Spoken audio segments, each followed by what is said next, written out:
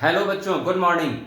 मैं आज अपनी इस वीडियो में आप लोगों के लिए क्लास 12th के magnetic effect of current chapter में एंगल के जो बेसिक कंसेप्ट्स हैं, जिनकी गलती होने से कि पूरे के पूरे न्यूमेरिकल्स गलत हो जाते हैं, वो कंसेप्ट आप लोगों को बताऊंगा। जिसमें से टॉपिक्स हैं, आप लोग चैप्टर पढ़ चुके होंगे। F is equal to q B sine theta, मतलब when any charge particle enters in magnetic field force acts on it. तो इस थीटा का क्या रोल है, इस पे कैसे कैसे क्वेश्चंस आते हैं।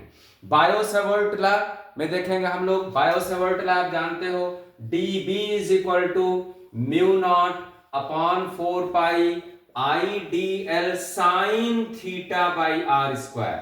तो ये साइन थीटा, थीटा क्या है, आर क्या है, ये तो बातें बताऊंगा ही मैं। मेन फोकस मेरा रहेगा थीटा पे और उस पे बेस्ड न्यूमेरिकल्स पे।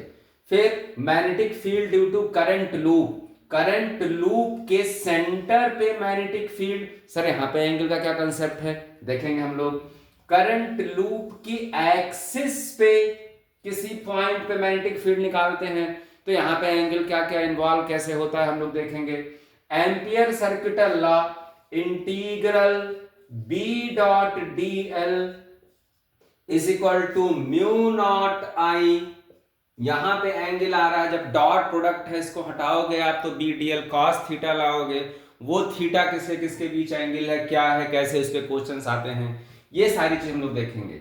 Force on current carrying wire placed in uniform magnetic field. बच्चे बच्चे को फार्मूला याद रहता है, F is equal to I L B sine theta, I L B sine theta. ये थीटा क्या है, करंट एलिमेंट वेक्टर क्या होता है, मैग्नेटिक फील्ड उसके बीच एंगल क्या होती है, सब हम लोग देखेंगे। फिर torque acting on current loop in magnetic field. जब आप किसी करंट कैरिंग लूप को मैग्नेटिक फील्ड में रखते हो, रिपीट कर रहा हूं, when you place any current carrying loop in any magnetic field, rotate कर जाता है वो, तो टॉर्क लग रहा होगा क्योंकि टॉर्क का रोटेटिंग इफेक्ट है। तो फार्मूला होता है torque is equal to n number of turn in the coil, I current in the coil, area of the coil A. जिस मैग्नेटिक फील्ड में रखा है वो मैग्नेटिक फील्ड, लूप में भी करंट फ्लो हो रही है तो उस भी मैग्नेटिक फील्ड प्रोड्यूस करेगा। वो मैग्नेटिक फील्ड नहीं मेरे बच्चों, सतर्क करना, जिस एक्सटर्नल मैग्नेटिक फील्ड में आप लूप को रखे वो मैग्नेटिक फील्ड है, इनटू कॉस थीटा।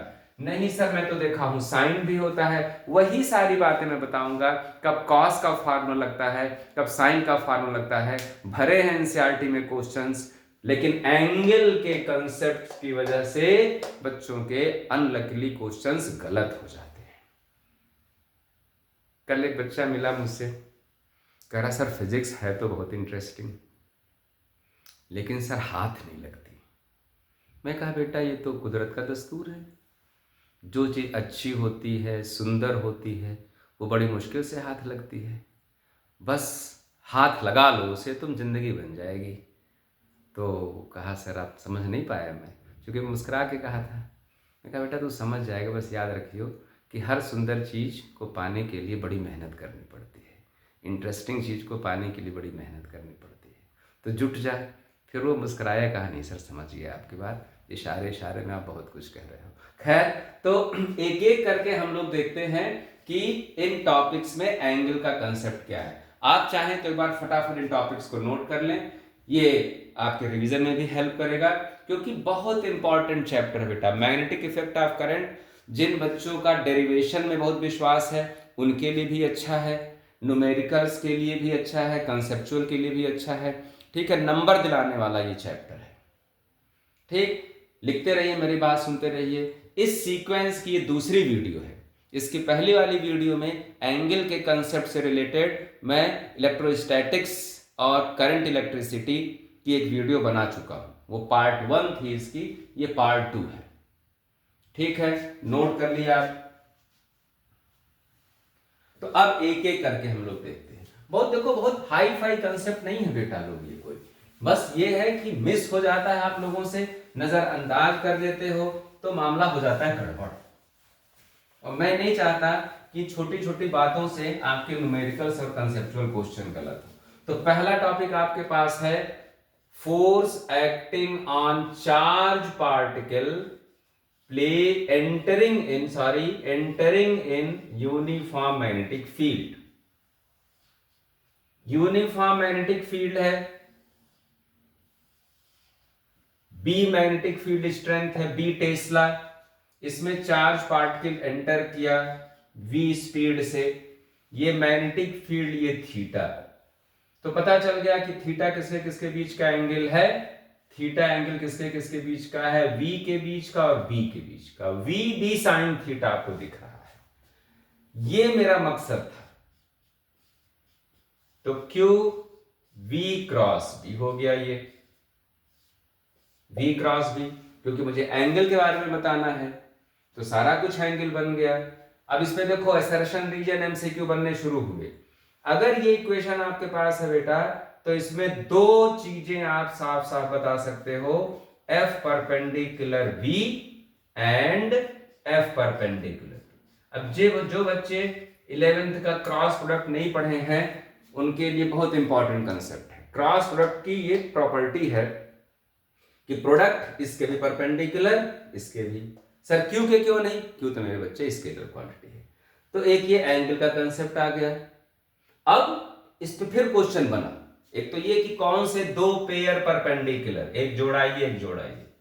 तो इसका मतलब इस फार्मूले में अगर मैं आपसे कहूं, क्वेश्चन बनने शुरू, बेटा नोट करते रहें, ठीक है। एफ डॉट वी क्या हो जाएगा, सर वेक्टर नहीं पढ़ा, कोई बात नहीं, डॉट प्रोडक्ट दोनों का मैग्नीट्यूड कॉस थीटा, थीटा क्या इनके बीच का एंगल, एफ और वी के बीच का एंगल। सर आप बता दिए एंगल 90 है, वेरी गुड, तो cos 90 हो गया 0। तो इस फार्मूले का एक कंक्लूजन क्या निकला, एफ डॉट वी। आ जाएगा बोर्ड में किसी साल कि इस फार्मूले से क्या कंक्लूजन निकला, एफ डॉट वी 0। सर इसी तरह ये भी हो जाएगा, बिल्कुल सही भाई, F dot B 0।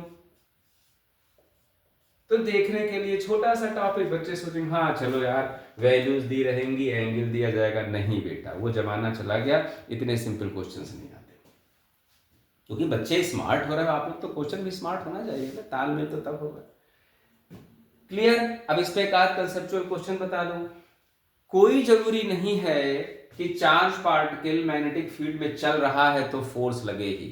Is it not required, is it not always true that if charge particle is moving in magnetic field, force will act on it. Why? भाई थीटा 0 हो गया, charge particle along the magnetic field जाने लगा, charge particle is along the magnetic field, theta क्या हो गया भाई 0, force क्या हो गया 0। चलने के बावजूद भी फोर्स नहीं लग रहा है, सब कुछ है, चार्ज है, स्पीड है, मैग्नेटिक फील्ड है, लेकिन इसने सारा खेल गड़बड़ कर दिया। सर तब तो 180 भी हो जाएगा, बिल्कुल सही।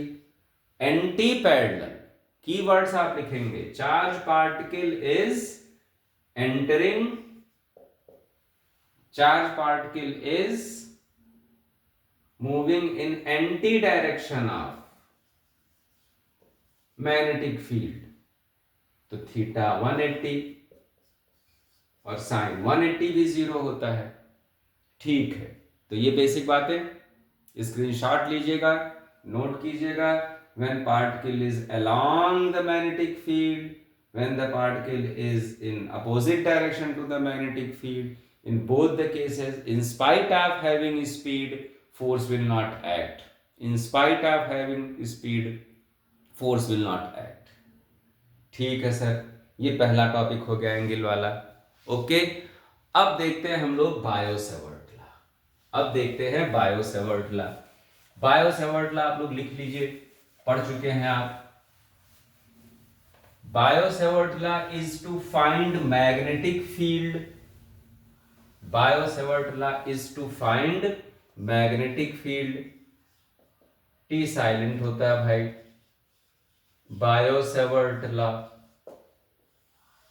बायो-सेवर्ट लॉ देखिए भाई, बायो-सेवर्ट लॉ में एंगल क्या कहां आता है, कैसे आता है। करंट वायर लिया, करंट वायर पे स्मॉल सेक्शन कोई ले लिए, डीएल बनाते चलिए।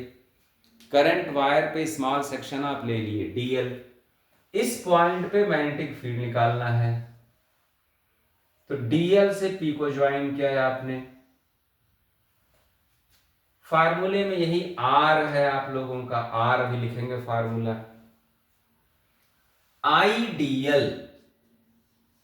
आइडियल वेक्टर अगर लगा दोगे, करंट मत लगाना, डीएल पे लगाना, इसे कहते हैं करंट एलिमेंट वेक्टर।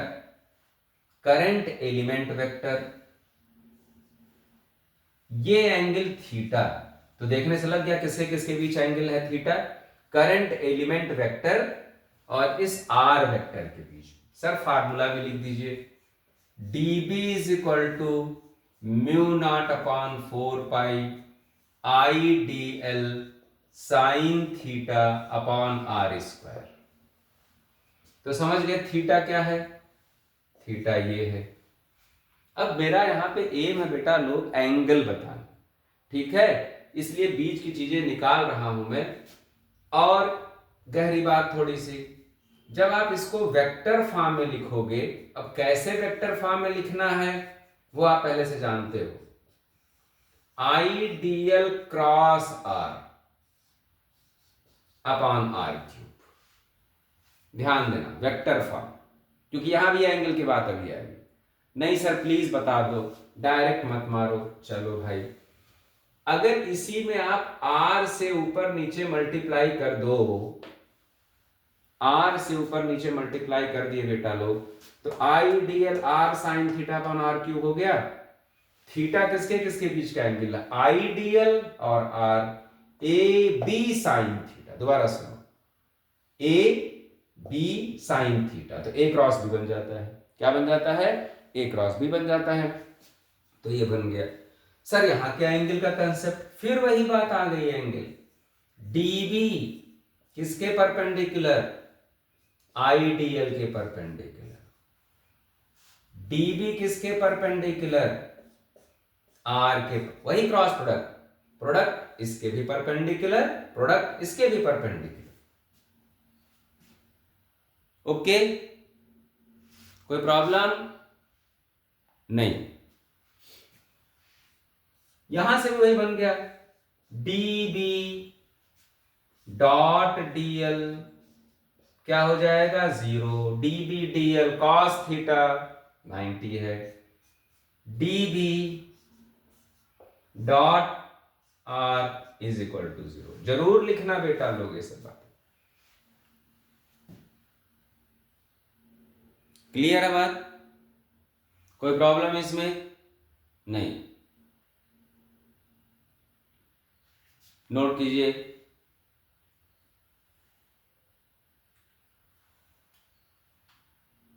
एंगल की बात हो गई है, उस पे कंसेप्चुअल क्वेश्चन हो गया। डन, स्क्रीनशॉट ले लेंगे आप, कुछ लिख लीजिए, कुछ स्क्रीनशॉट, जिनकी स्पीड स्लो है वो स्क्रीनशॉट ले लिया करें। जल्दीबाजी में गलत नहीं लिखें, लिखें तो पूरा लिखें, स्पीड स्लो है तो वो टाइम समझने में दे दें। अब सुनो बेटा एक बात, मैं चाह रहा हूं पूरा क्वेश्चन हो जाए। ये कंसेप्ट आप सीख लोगे, बायो सेवर्ट लॉ पे एनसीईआरटी पे जो सॉल्व एग्जाम्पल है बहुत इंपॉर्टेंट है, तुरंत कर लेना, कोई दिक्कत नहीं होगी। अगर कहीं फिगर उगर ऐसा बनाया गया है कि आइडियल एक्स एक्सिस के लॉन्ग है, लो भाई फिगर ही बना दो, एनसीईआरटी का जो सॉल्व एग्जाम्पल, ऐसे वायर रखा गया है, एक्स एक्सिस है, ये वाई एक्सिस है, करंट ऐसे जा रही है, तो आई, और ये डीएल दिया गया है, तो आई डीएल किसके लॉन्ग हो गया बेटा लोग, एक्स एक्सिस के लॉन्ग, तो आई कैप लिख दिए। जिस पॉइंट पे मैग्नेटिक फील्ड निकालनी है, जिस पॉइंट पे मैग्नेटिक फील्ड निकालनी है ये वाला, वो वाई एक्सिस पे, मतलब आर वेक्टर क्या हो गया, जे कैप। आर वेक्टर क्या हो गया, जे कैप। आप जानते हो आई क्रॉस जे क्या होता है, के होता है, तो इसका मतलब मैग्नेटिक फील्ड किस एक्सिस के लॉन्ग हो जाएगी, जेड एक्सिस के लॉन्ग, के कैप, के कैप। अब ये सब मास्टर वीडियोस हैं, बता रहा हूं, ये कंसेप्ट आप सीख लिए, बल्ले बल्ले, नोट कीजिए। सर तीसरा टॉपिक आप बताए हो, magnetic field due to current loop. Magnetic field due to current loop, screenshot लीजिए, मैं रब करने जा रहा हूं। Magnetic field due to current loop, हाँ बेटा, एक्चुअली वो बायो-सेवर्ट लॉ का एप्लीकेशन है, बायो-सेवर्ट लॉ का वो एप्लीकेशन है। देखिए, तो magnetic field due to current loop centre पे at centre, magnetic field at centre, छोटा सा कंसेप्ट है, कोई बहुत बड़ी बात नहीं है। आपको सेंटर में मैग्नेटिक फील्ड निकालनी है तो आपको डीएल चाहिए पहले, ये डीएल है, डीएल टेंजेंशियल होगा, डीएल से सेंटर को मिलाओगे आर, तो किसी सर्किल का टेंजेंट और रेडियस कितना एंगल बनेगा, 90 डिग्री बनेगा। कितना एंगल बनेगा, 90 डिग्री बनेगा। आगे बात समझो भाई, ठीक। तो आप लिखोगे Biot Savart law, dB is equal to mu naught upon 4 pi I D L sine, दोबारा बताऊं, थीटा किसके बीच एंगल है फार्मूले में, डीएल और आर के बीच। यहां ये 90 बना बैठा है, तो क्या लिख दोगे आप इसे, 90 अपॉन आर स्क्वायर। फिर बाकी आगे आप डेरिवेशन करोगे, क्लियर है। इसी में एक चीज और लिखा हूं मैं, magnetic field eight axis of any current loop, ये करंट लूप है, इसकी एक्सिस पे। अब ये जो कंसेप्ट है बेटा, ये डेरिवेशन में बच्चे गड़बड़ करते हैं। सुनना, ध्यान से देखना, कि लूप पे आप कहीं लिए, डीएल लिए, इस पॉइंट पे मैग्नेटिक फील्ड निकालना है, वही पुरानी चीज, डीएल से आप उस पॉइंट को मिलाओगे। अब इससे आप ये कहें कि मैं एंगल का कंसेप्ट बता रहा हूं या डेरिवेशन की मेन बात बता रहा हूं, जो 50% बच्चे बेचारे गलत कर देते हैं। Magnetic field eight axis of current loop, इसे एक्स एक्सिस लेंगे आप, इसे रब कर दूं थोड़ा ताकि फिगर में क्लैरिटी दिखे, इसे वाई एक्सिस कर दिए, मतलब आपका डीएल किस एक्सिस के लॉन्ग हो गया, वाई एक्सिस के लॉन्ग हो गया। डीएल कहां हो गया आपका, वाई एक्सिस के लॉन्ग हो गया, ठीक। तो बायो-सेवर्ट लॉ थोड़ा मैं 1 मिनट के लिए वेक्टर फॉर्म में लिख दूं, mu naught upon 4 pi I D L cross R upon R cube, ये लिख दिया। डीएल या आई डीएल एक्स एक्सिस के लॉन्ग हो, सॉरी वाई के लॉन्ग हो गया, वाई के लॉन्ग है, और ये आर जो है आर, ये एक्स के लॉन्ग है। मैग्नेटिक फील्ड इन दोनों के परपेंडिकुलर होगा। टॉपिक का नाम है एंगल, एंगल से चिपका हूं मैं और आपको भी चिपका रहा हूं। तो एक्स और वाई के परपेंडिकुलर जेड होता है, मतलब ये मैग्नेटिक फील्ड जेड एक्सिस के लॉन्ग। इस पॉइंट पे निकालना मैग्नेटिक फील्ड, तो पहले आप जेड यहां बनाओ, तो कहीं जेड बना दिया। तो इस पॉइंट पे मैग्नेटिक फील्ड जो है डीबी, वो इसी जेड एक्सिस के पैरेलल होगी। ध्यान देना, यहां एग्जामिनर देखते हैं बेटा कि फिगर कैसे सही बनाए कि नहीं। ये इसके क्या हो गया, अलॉन्ग हो गया, क्योंकि मैग्नेटिक फील्ड जेड के अलॉन्ग। अब सुनना बेटा, ये क्या बना है सर, जब भी कोई वेक्टर इंक्लाइंड होता है तो उसके कंपोनेंट रिजॉल्व करने होते हैं, तो कंपोनेंट रिजॉल्व करना पड़ेगा। ये एंगल चाहिए होगा, सब एंगल चाहिए होगा। ये एंगल यहां का दिया गया है फाई, ये एंगल दिया गया है, मान लिया फाई, क्लियर। ये फाई है, थीटा नहीं है। थीटा किसके बीच था, आइडियल साइन थीटा। थीटा किसके बीच का एंगल था, डीएल, आई डीएल और आर के बीच का। यहां वाला भी देखेंगे, यहां वाला एंगल थीटा है, इसको फाई लिए।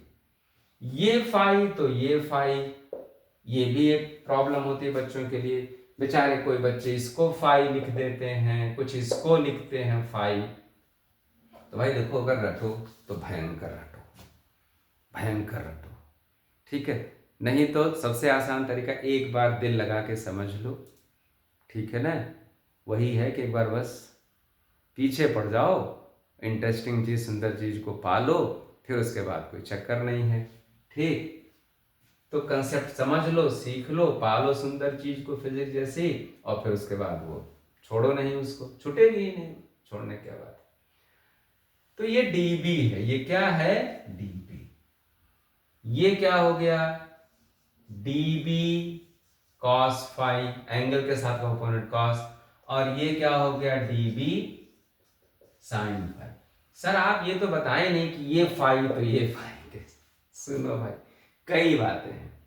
दो लाइंस के बीच की एंगल ध्यान देना है, फिगर बना रहा हूं, चलो फाई ही लिखो नहीं तो आप कंफ्यूज हो गए। दो लाइंस के बीच अगर एंगल कुछ है बेटा लोग, उन लाइंस के परपेंडिकुलर के बीच में वही एंगल होता है, एक्यूट एंगल।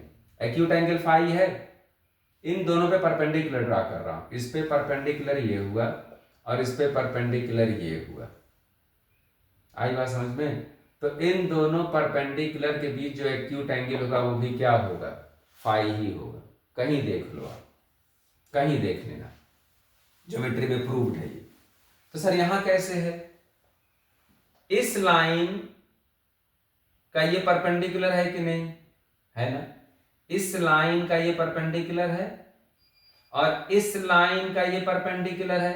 क्यों, ये देखो भैया बताए थे आर और डीबी परपेंडिकुलर होंगे कि नहीं, आर और डीबी परपेंडिकुलर होंगे कि नहीं। तो इन दोनों के, ये दोनों परपेंडिकुलर है ना, तो ये एंगल भी फाई हो गया। खैर ठीक है, रटना नहीं पड़ेगा। तो मेरा एम इस टॉपिक में ये था, ये एंगल बताना। सर अब ये बताओ कि dB is equal to mu naught upon 4 pi I dl sine theta by R square. यहां जो थीटा बन रहा है वो कितना?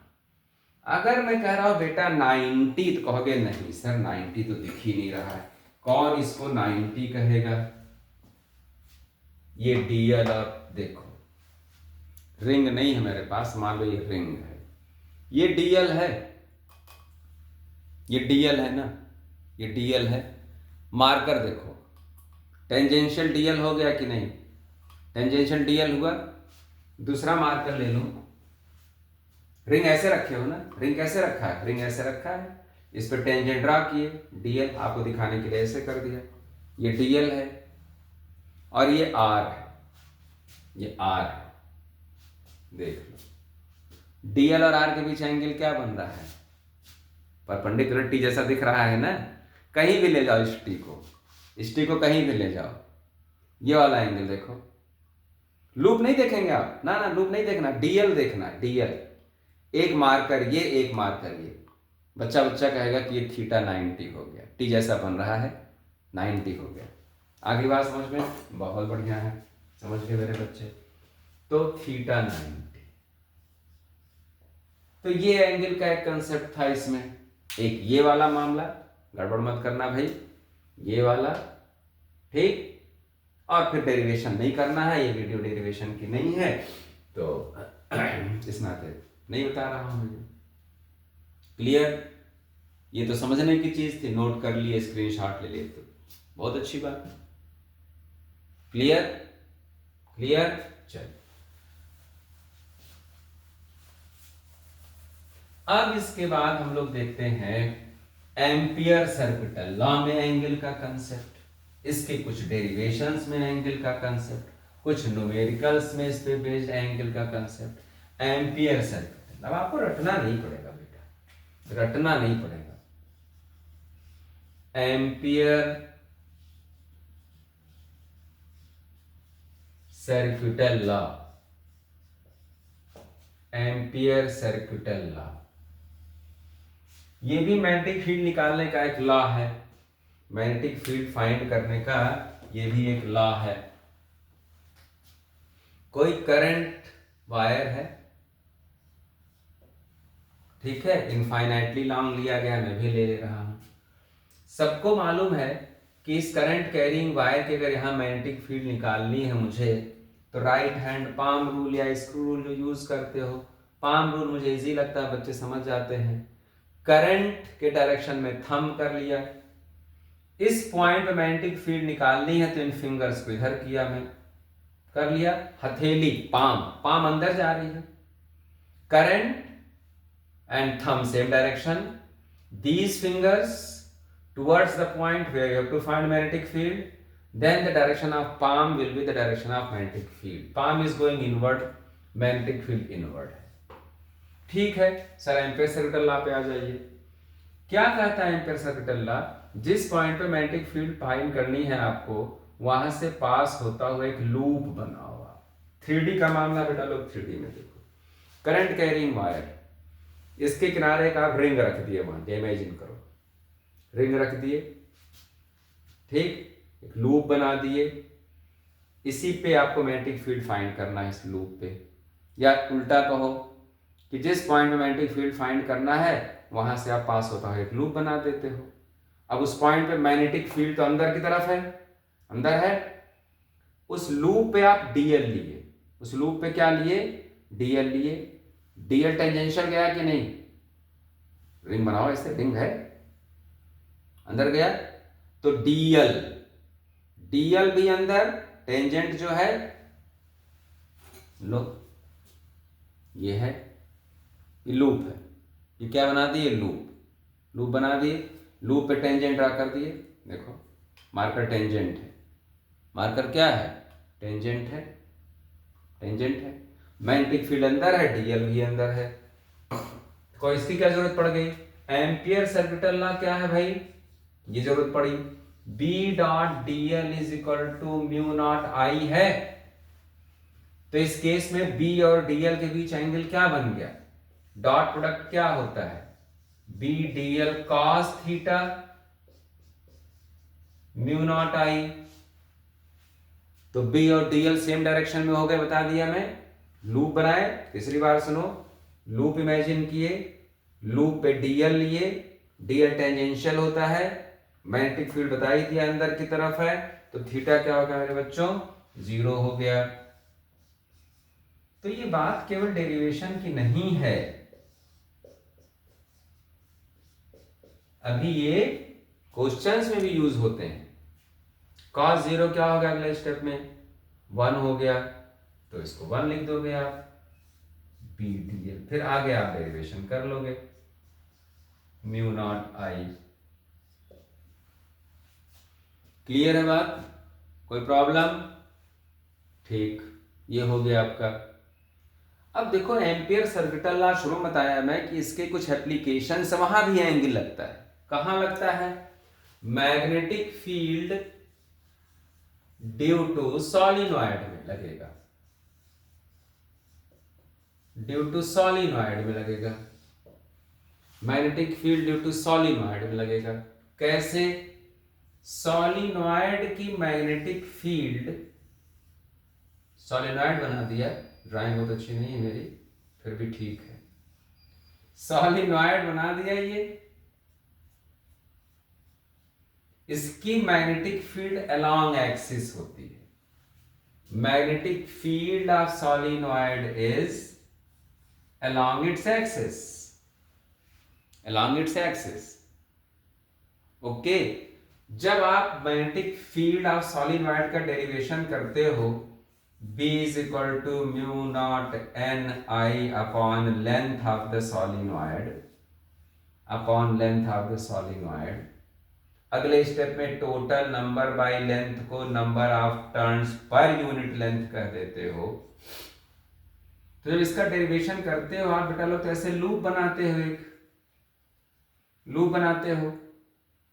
बी डीएल इसके लिए लगाते हो, बी डीएल इसके लिए लगाते हो ना, लिख दो दोबारा पूरा ये फिगर बनाइए। हर एक पार्ट के लिए बी डॉट डीएल लिखते हो ना आप, ए बी सी डी। तो आप integral B dot D L, integral B dot D L A to B लिखते हो कि नहीं? लिखते हो। तो बी और डीएल के बीच एंगल चाहिए, ए टू बी कर रहे हो, ध्यान देना, ए टू बी कर रहे हो, तो मैग्नेटिक फील्ड इसी तरफ है, बता दिया मैं, और इस लाइन पे डीएल भी तो इसी की तरफ है। दोबारा देखो, magnetic field along solenoid, in solenoid, magnetic field in the solenoid is along its axis, ठीक है। डीएल भी इसी के अलोंग हो गया है, होगा ही, किसी लाइन पे मैं कहता हूं डीएल कहां है, डीएल यहां, उसी लाइन के अलोंग, कोई नई बात नहीं। तो यहां भी थीटा क्या हो जाएगा, जीरो हो जाएगा, थीटा यहां भी थीटा क्या हो जाएगा, जीरो हो जाएगा, कोई प्रॉब्लम नहीं। यहां डीएल यहां होगा, मैग्नेटिक फील्ड ऐसे जा रही है, तो यहां थीटा 90 हो गया। जब आप लिखोगे बी टू सी, अब बच्चे स्किप मार रहे हैं, pre board 1, pre board 2, half yearly, तो हाफ ईयरली में भी आता है। बच्चे पता नहीं कैसे डायरेक्ट क्या लिख रहे हैं, रट के लिख रहे हैं, 3 नंबर के डेरिवेशन में बेचारों को 1 नंबर मिल रहा है, फोटो वोटो पे थोड़ा सा लीनियंट मार्किंग हो जाती, मिल जाता, बोर्ड में वो भी नहीं मिलेगा। चलिए B dot D L, B dot D L, तो यहां थीटा क्या हो गया 90, जब यहां थीटा 90 हो गया तो बी डीएल कॉस 90, ये टर्म जीरो हो जाता है। सी टू डी वाला जीरो, क्योंकि बाहर मैग्नेटिक फील्ड ही जीरो होती है, पूरा डेरिवेशन हो गया, जिसके पास नोट्स है फटाफट रिवाइज कर लेगा। जब सी टू डी करोगे तो बी ही जीरो हो जा रही है, outside ideal solenoid, no magnetic field, outside the solenoid no magnetic field, वो ऐसे जीरो हो गया। D to A, C to B जैसा मामला, यहां थीटा 90, थीटा 90 तो काम खत्म हो गया, नहीं होगा कुछ। खैर, तो ये आपका सॉलिनॉइड में हो गया एंगल का कंसेप्ट, सॉलिनॉइड में हो गया एंगल का कंसेप्ट। तो किसी को कुछ नोट करना है तो नोट कर लें, वरना स्क्रीनशॉट ले लें, मैं आगे बढ़ूं। ठीक है, done done done done, okay. अब अगला टॉपिक जो मैं लिस्ट बनाया था, force acting on current wire, force on current wire in magnetic field, क्या शॉर्ट कट मारा, force on current wire in magnetic field. ये क्यूवीबी जैसी कहानी इसकी, वही की वही कहानी है। चार्ज की जगह आप बेटा लोग क्या ले लेना, करंट ले लेना, करंट वायर, बस। मैं सोचा था इसकी 2 वीडियो बनाऊं 20-20 मिनट की, लेकिन नहीं, बच्चे मेरे हिम्मती हैं, ठीक है, जब तक लंबी वीडियो तब तक मजा नहीं आएगा, चीजें इंटरलिंक्ड नहीं हो पाती। छोटी वीडियो देखने में मजा तो बहुत आता है, लेकिन वो फ्रूटफुल नहीं होती, उस पर आप कुछ क्वेश्चंस नहीं कर पाते हो। कोई थोड़ा सा ऐसा टॉपिक है जो थकाने वाला होता है, ऐसा फील होता है कि हाँ बच्चों को ज़्यादा इसमें नहीं इंटरेस्ट है, हालांकि फिजिक्स तो वही कहानी इंटरेस्टिंग तो है ही, पूरी फिजिक्स इंटरेस्टिंग। तो यहाँ थीटा हो गया जीरो, सॉरी थीटा यहाँ रख दिया गया ऐसे, सॉरी थीटा कोई एंगल बना रहा है, तो F is equal to I L B sine theta. Sir यहाँ भी करंट एलिमेंट है, हाँ बेटा, किसी भी वायर में जब करंट होगी तो वहां करंट एलिमेंट आएगा मेरे बच्चे, आई एल क्रॉस बी।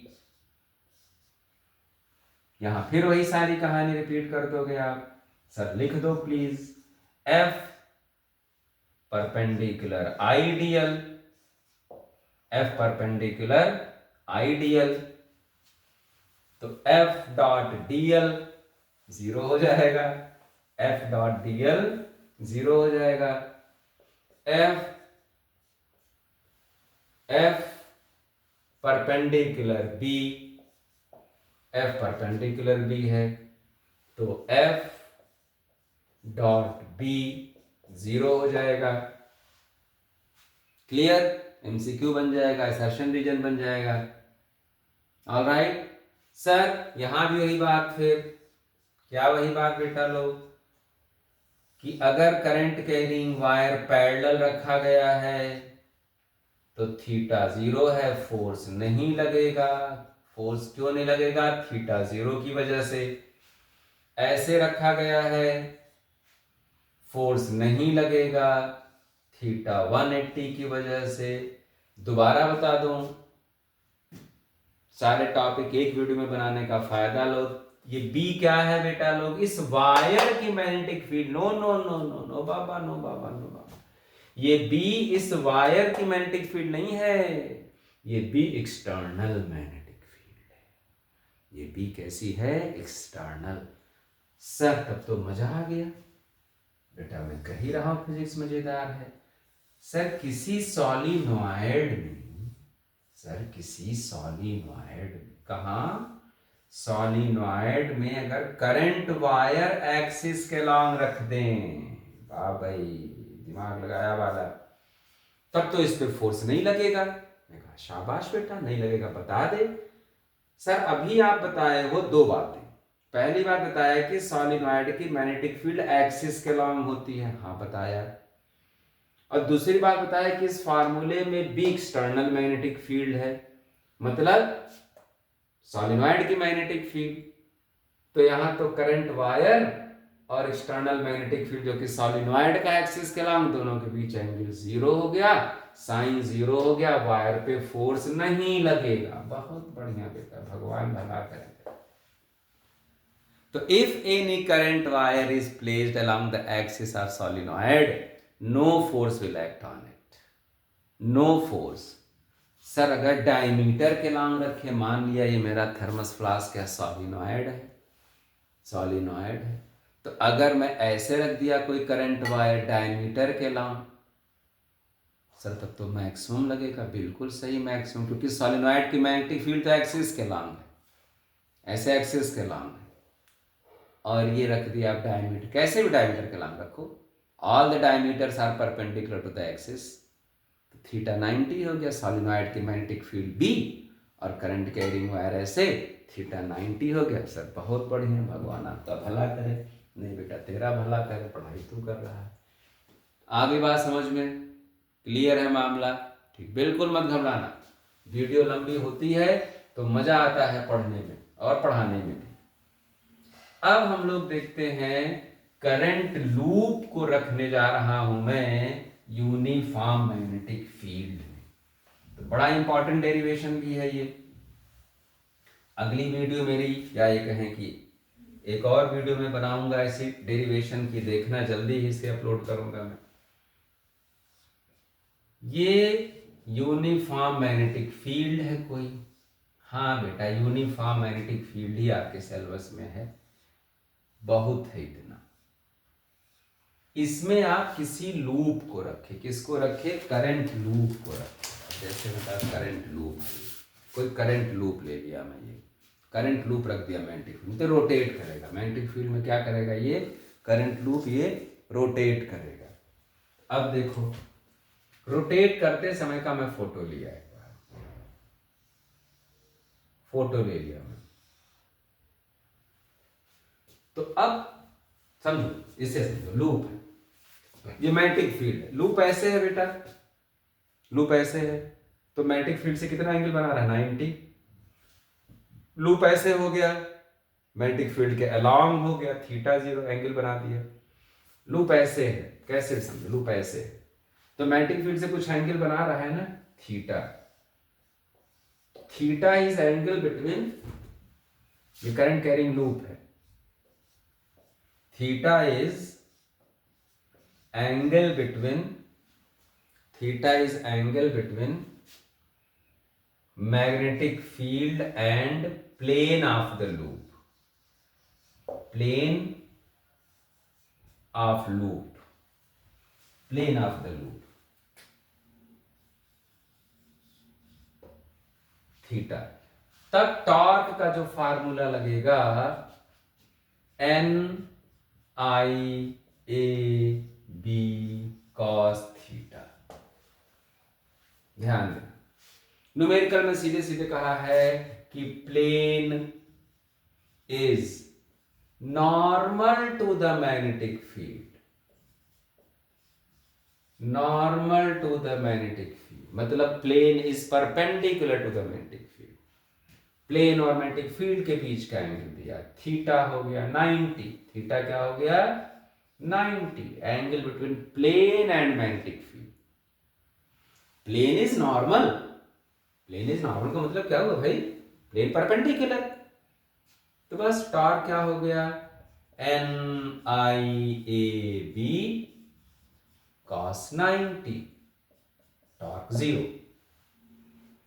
ठीक है, नहीं सर एक न्यूमेरिकल में नोट कीजिए तब मैं आगे बताऊं। अगर cos है तो angle between plane and magnetic field है। ऐसे कहो न्यूमेरिकल में प्लेन और मैग्नेटिक फील्ड के बीच का एंगल दिया है तो उसे आप cos के साथ रख देना। सर न्यूमेरिकल कर रहा था मैं, उसमें लिखा था, इसे अब नहीं कर रहा हूं मैं, उसमें लिखा था कि नॉर्मल ऑफ द प्लेन, यहां भी नॉर्मल वहां भी नॉर्मल, देखना कंफ्यूज आओगे तो। नॉर्मल, अगला पॉइंट वेरी इंपॉर्टेंट, नॉर्मल लिखते चलना, of the plane is, normal of the plane is making, board दिख रहा है सबको, normal of the plane is making 30 degree from magnetic field. Normal of the plane is making 30 degree. बेटा लोग किसके बीच angle दे दिया, प्लेन के नॉर्मल और मैग्नेटिक फील्ड के बीच दे दिया। ये प्लेन है, प्लेन का नॉर्मल मैग्नेटिक फील्ड से कितना एंगल बना रहा वो दिया गया है। तब फार्मूला लग जाएगा torque is equal to NIAB sine, angle change कर दूं अल्फा। अब कुछ बच्चे थीटा और अल्फा में याद करते हैं, नहीं नहीं नहीं नहीं, नहीं। साइन और कॉस में याद करो। एंगल किसके बीच दिया जाए तो साइन होगा, प्लेन का परपेंडिकुलर मैग्नेटिक फील्ड से कितना एंगल बना रहा है, प्लेन का परपेंडिकुलर मैग्नेटिक फील्ड से। तो यहां पे क्या दिया है, प्लेन का नॉर्मल मतलब प्लेन का परपेंडिकुलर मैग्नेटिक फील्ड से कितना एंगल बना रहा है 30। तो यहां क्या रख दोगे आप, साइन 30। तो ये मेरी जानकारी में जितने एंगल के कंसेप्ट हैं मैग्नेटिक इफेक्ट ऑफ करंट में, इतने मैं लिख दिया हूं। आप इसको बार बार रिवाइज करो, समझो, दोस्तों से डिस्कस करो, ठीक है, और अच्छे नंबर पाओ। और क्या कहूँ मैं, ठीक है, पा जाओगे, नंबर पा जाओगे, ठीक है। तो take good care of your self, do good preparation of your exams, definitely you will do wonders. Okay, good luck.